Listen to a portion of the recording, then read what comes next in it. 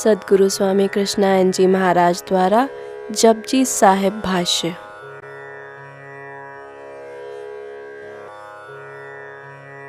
श्री गुरु ग्रंथ साहिब में श्री गुरु नानक देव जी की अमृत वाणी जपजी साहिब की 26वीं पौड़ी।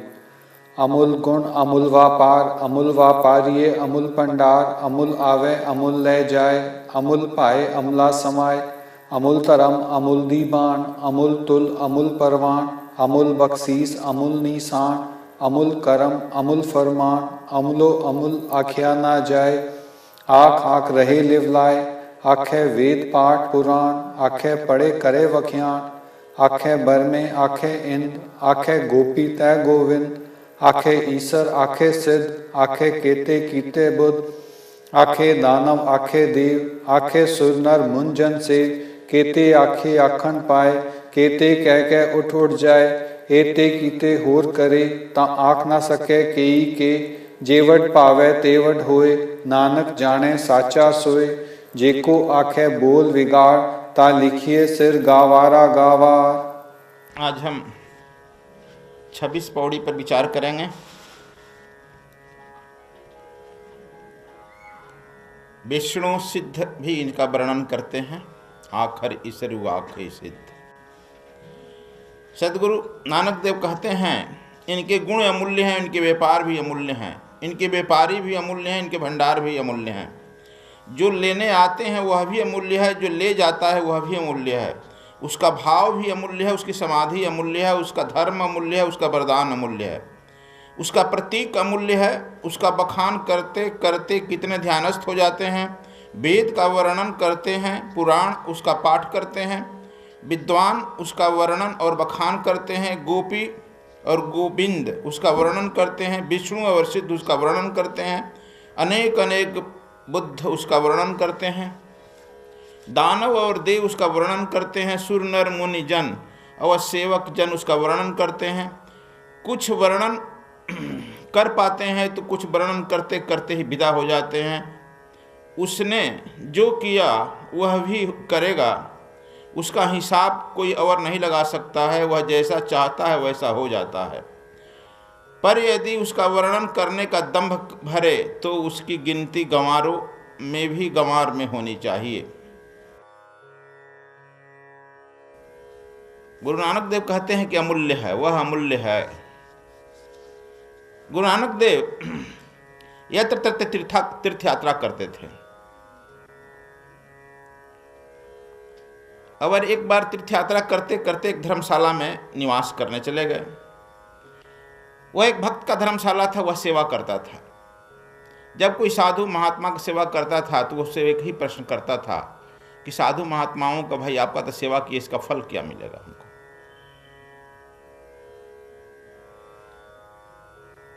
तो वह पूछा, नानक देव जी पूछा, बोले इसका महात्मा जी हम सेवा किए, हम फल इसका क्या मिलेगा। नानक देव कहे कि अच्छा फल बचाओ, हम ही क्या कहें बचाओ। जाओ तुम्हारे इस नगर के बाहर एक बड़ का फेड़ है, उसके नीचे बैठ जाना, तुमको उत्तर मिल जाएगा।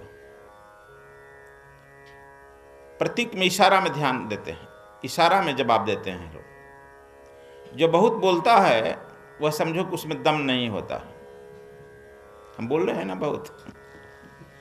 जो इशारों में इशारा करता है उसमें दम होता है। इशारा कर रहे हैं, जाओ सुन लो, हम क्या तुमको समझा।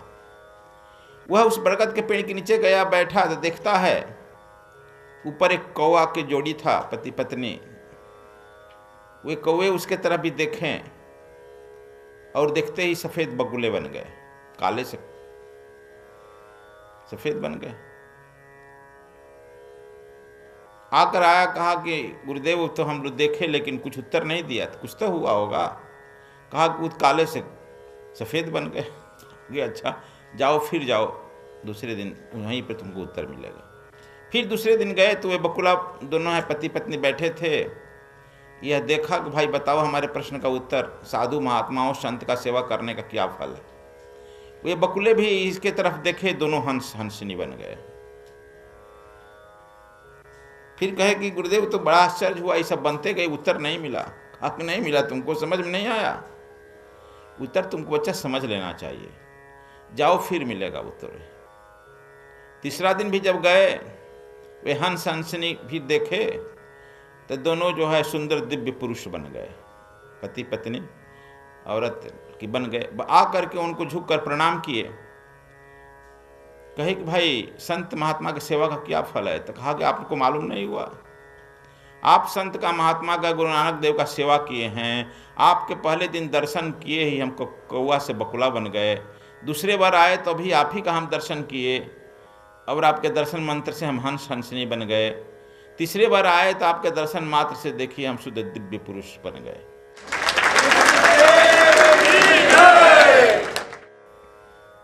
आपने सेवा किया है तो अब आप समझिए कि आपको कितना फल मिला होगा, जबकि आपके दर्शन से हम में यह परिवर्तन हो गया।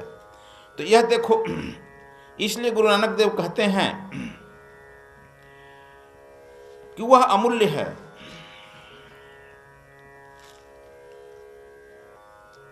वह अमूल्य है, उसके साथ रहने वाला भी अमूल्य हो जाता है, उसके व्यापारी भी अमूल्य हो जाते हैं, उसके सामान ले जाने वाला भी अमूल्य हो जाता है। हम भी लोग जाते हैं तो पूछते हैं लोग ट्रेन में क्या करते हैं, तो व्यापार करते हैं। कौन सा व्यापार बाबा? तो राम नाम का होलसेल का एजेंसी देते हैं। चाहिए इसी का एजेंसी हम होलसेल का रखे हैं, जो मांगता है तो उसकी एजेंसी दे देते हैं। तो यह देखो, यह अमूल्य है, लेकिन तू इसका मूल्य नहीं लगा सकता है। कहते हैं कि इन लोगों के पास शास्त्र नहीं होता है, समय के सदगुरु जो होता है उसके पास शास्त्र नहीं है, वह विद्वता नहीं है, बोलने का ढंग नहीं जाता है। तो पूछेगा कि यह शास्त्र बोलो, शास्त्र नहीं है। वह जो बोलता है वह स्वयं शास्त्र हो जाता है। उसके मुंह से निकलती हुई जो है कलकल करती हुई, गौरी शंकर के शिखर से जिसे निकलती है गंगा नदी, उसी तरह से उसके मुंह से निकलती हुई कलकल करते हुए, अविलत करते हुए, हर हर कहते हुए बढ़ती है और अनंत जा करके सागर में मिल जाती है। उसी तरह से गुरु नानक देव की वह वाणी जो है निकल कर गुरुमुखी कहलाई और इनके मुंह से जो है निकल करके बिल्कुल गंगा सागर की ओर यात्रा कर दी। इसलिए इनकी बात समझना चाहिए। यह उपनिषद में कहा है ओम पूर्ण है, एक ओंकार पूर्ण है, उससे निकली हुई पूर्ण है, बची हुई रास पूर्ण है। यही कह रहे हैं अभी कि वह अमूल्य है, परमात्मा अमूल्य है, उसका व्यापार भी अमूल्य है। हम उसका व्यापार तुम लोग यहाँ कर रहे हैं, इसलिए तुम लोग जब सुन रहे हैं तो तुम लोग अमूल्य हो गया, तुम्हारा कीमत नहीं लगाया जा सकता है, सबका कीमत लगाया जा सकता है, लेकिन तुम लोग माया का कीमत लगाता है, माया को माप सकता है। जितना भी तुम दिखता है माया को, संसार और माया एक दूसरे का पूरक है, और हर चीज हर हम लोग माया का पूरक है, लेकिन इसको परमात्मा को नहीं लगाया जा सकता, इसका मूल्य नहीं लगाता। विज्ञान जो है अपनी प्रयोगशाला में देखना चाहता है गुण दोष कर नाप करके, लेकिन धार्मिक व्यक्ति तो खोना जानता है, उस धर्म में डूब जाना चाहता है और डूब करके अपने अस्तित्व को उसमें विलीन कर देता है। माया एवं संसार दोनों एक ही है। माया बाहर संसार को खोजती है, मन जो है अंदर शरीर के अंदर खोजती है, मन भी खोजती है। माया संसार को खोजती है, मन शरीर के अंदर वासना को खोजती है। दोनों का खोज एक ही है, मन और माया का। ब्रह्म सत्य है। शंकराचार्य कहते हैं कि ब्रह्म सत्यम जगत मिथ्या, झूठा। जो दिखाई पड़ता है वह सत्य नहीं है, जो नहीं दिखाई पड़ता वह सत्य है। लेकिन थोड़ा इसमें मैं संशोधन किया। ब्रह्म सत्यम जगत अपि सत्यम सामयपेक्षिकम। ब्रह्म सत्य है और सत्य जो है असत्य नहीं बना सकता है, जो सत्य से निकलेगा सत्य ही निकलेगा। इसलिए यह संसार भी सत्य है ब्रह्म के सापेक्ष में। फिजिक्स में और मैथ में सापेक्षवाद का सिद्धांत आ गया है। जैसे पेड़ है लेकिन छाया है उसका, पेड़ की उपस्थिति में नहीं छाया होगा, पेड़ के सापेक्ष में छाया होगा ना, पेड़ नहीं रहेगा तो छाया आएगा। उसी तरह से ब्रह्म के सापेक्ष में जगत भी सत्य है।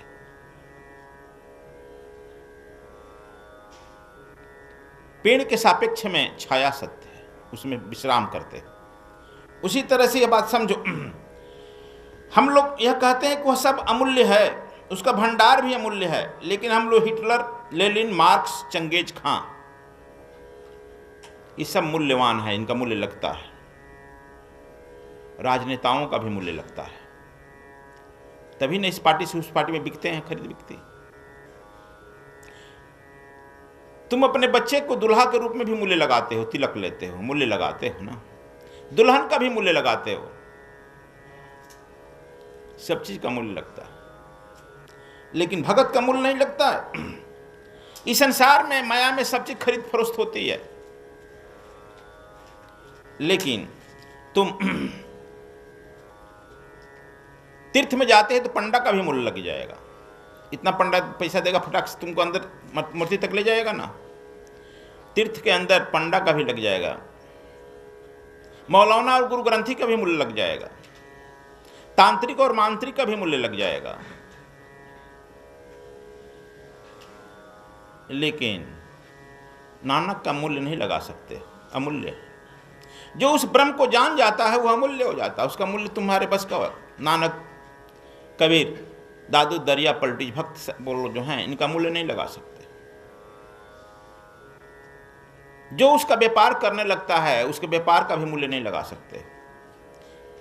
नानक देव का व्यापार जो है निकला है जपजी साहब, इसका मूल्य लगा सकता है तुम? इसलिए कहें कि इनके हमारे व्यापार का भी मूल्य नहीं लगा सकता है। महापुरुषों के नाम भिन्न भिन्न हैं, लेकिन सभी इस धरातल पर एक ही हैं, अद्वैत हो गए हैं, सब एक ही अद्वैत। क्योंकि ब्रह्म एक है, उसे मिलकर सब एक ही ना होगा, अद्वैत हो गए हैं। तुम जो है अलग अलग मूल्य लगा लेते हो, फलाना बड़ा है, फलाना छोटा है। बड़ा और छोटा ज्यों किए तो बड़ा का मूल्य लगा दिया ना। अपने इष्ट को हम कहते हैं बड़ा है, तो उसका माने 100 रुपया का हो जाएगा, छोटा होता 80 रुपया का हो जाएगा। मूल्य तो तू लगा दिया। तू मूल्य लगाने वाले मूल्यवान हो, इसलिए बिना मूल्य लगाए मानेगा नहीं। अपने गुरु का, इष्ट का, सबका मूल्य लगा फटाफट लगाएगा। इसलिए मूल्य की ही पढ़ाई पढ़ रहा है तू निरंतर।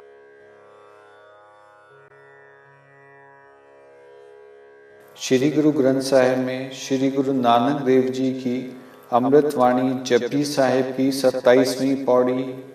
सोदर केहा सोकर केहा जितपे सर्व समाले, वाजे नाद अनेक असंखा केते वावन हारे, केते राग परे सो कहियन केते गावन हारे, गावे तोहनो पौन पाणी बैसंतर, गावे राजा तरम दुआरे, गावे चित गुपत लिख जाने लिख लिख तरम विचारे, गावे ईसर बर्मा देवी सोहन सदा सवारे, गावे इंदासन बैठे देव त्यादार नाले, गावे सिद्ध समाधि अंदर गावन साध विचारे, गावन जति सती संतोखी गावे वीर करारे, गावन पंडित पढ़न रखी स जुग जुग वेदा नाले, गावे मोहनिया मन मोहन सुरगा मच प्याले, गावन रतन उपाय तेरे 68 तीरथ नाले, गावे जोध महाबल सूरा गावे खानी चारे, गावे खंड मंडल वर पंडा कर कर रखे तारे, सही तुदनो गावे जो तुद पावन रत्ते तेरे भगत रसाले, होर केते गावन से मैं चित न आवन नानक किया विचारे,